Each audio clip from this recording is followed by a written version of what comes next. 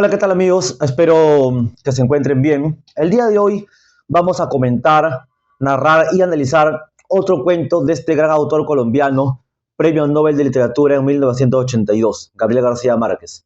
Y que justamente a la actualidad está de moda gracias a esta serie de Netflix que han sacado debido a su novela más reconocida, ¿no? 100 años de soledad, que ha sido llevada a la pantalla de Netflix. Bueno, pero nosotros nos estamos enfocando en sus cuentos, en sus relatos. Y el cuento que vamos a comentar el día de hoy se llama La viuda de Montiel.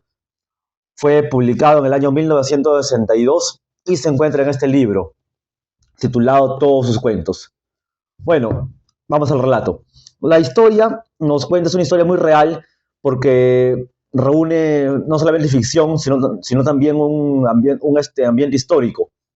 Está basada en conflictos políticos y las muertes que habían por política y que, bueno, que hasta ahora hay en esa época en Colombia.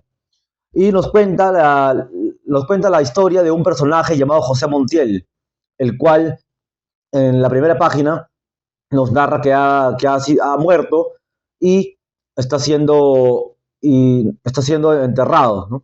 Pero el pueblo no cree que él haya muerto, ¿no? O sea, el pueblo no cree que él haya muerto, piensan que es mentira y no se convencían hasta no verlo bien enterrado, ¿no? Bien muerto.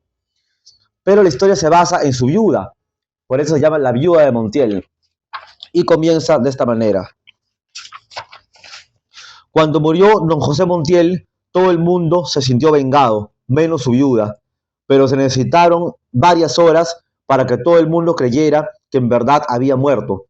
Muchos lo seguían poniendo en duda, después de ver el cadáver en cámara ardiente, ¿no? O sea, se necesitaron varias horas para que el pueblo se convenza de que verdaderamente había muerto. Bueno, después del entierro, lo que le pareció a todo el pueblo, le pareció increíble, es que hubiera muerto de muerte natural y no acribillado, ¿no? Porque José Montiel era, a ver, le explico, era un comerciante hacendado que de joven había sido comerciante, negociante, pero poco a poco se fue metiendo en la política, hasta llegar a haberse metido en un partido que era como un partido que era muy abusivo con el pueblo, ¿no? Ese partido lo que hacía era matar a los pueblos y a los ricos, darles un plazo de 24 horas para que se vayan del país. Y Montiel, después de 2 años, se fue enriqueciendo con ese sistema político, se convirtió en el hombre más rico del pueblo, después de haber hecho esto y comprar las tierras de los ricos. Entonces, él era muy odiado por el pueblo, era muy retraído, o sea, el pueblo no estaba de acuerdo con él, ¿no? O sea, era muy odiado, era repudiado. Pero la viuda no sabía esto, ¿no? O sea, no tenía muy claro este tema. Es por eso que ella se sorprendió cuando ella esperaba que en su entierro haya bastante gente, que vaya todo el pueblo y que se llene pues en la casa, ¿no? Pero fueron muy pocas personas, solamente sus partidarios, la congregación religiosa y nada más, ¿no? Y ella. No fueron muchas personas al entierro de José Montiel. Bueno, entonces la historia nos cuenta que cuando él falleció, su viuda se puso muy triste, ¿no? Como que entró en una depresión, se encerró 2 años, en su casa no salía para nada, se mordía las uñas. Y él, pero él había enviado a sus hijos a estudiar, ¿no? Él tenía 2 hijas y un hijo, y estos habían sido enviados a Europa. Sus hijas a París y su hijo tenía un cargo en Alemania. Entonces, esto era lo que había pasado, ¿no? Pero ella desconocía que el pueblo no lo repudiaba, ¿no? Lo odiaba. Es por eso que no fueron. Um, Ahora dice que la caja fuerte, también la clave de la caja fuerte, tampoco no la había dejado. Entonces el alcalde tuvo que romper con un fusil la caja fuerte para poder sacarla. Después de esto, es que había también un personaje llamado un señor Carmichael, que era el administrador del local de la casa de la señora, de la viuda, porque, como dije, Montiel tenía negocios, era un comerciante, vendía quesos, vendía bastantes productos, ¿no? Productos comestibles. Pero una vez muerto el pueblo tomó algunas represalias. Entonces ya el negocio se venía abajo, se venía a pique. No era lo mismo no era lo mismo que cuando estaba vivo que cuando él había muerto.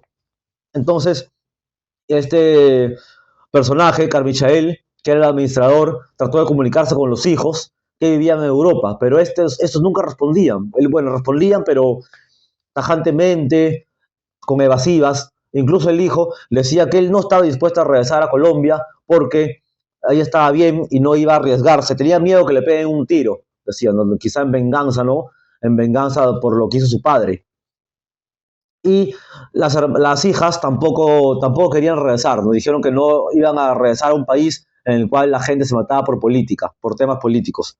Entonces no querían regresar, pues la viuda estaba sola, como dije, se encerró 2 años, no salía, desde que se murió su esposo, ya no salía para nada, se comía las uñas, totalmente nerviosa.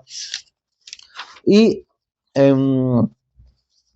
este, este personaje, como digo, Carmichael, el administrador, trataba de convencer a los hijos para que regresen a tomar el negocio, ¿no? Para que se encargue, al hijo hombre le decía que regrese para que se encargue, tome las riendas del negocio, pero este se negó tajantemente, diciendo que tenía miedo que le peguen un tiro.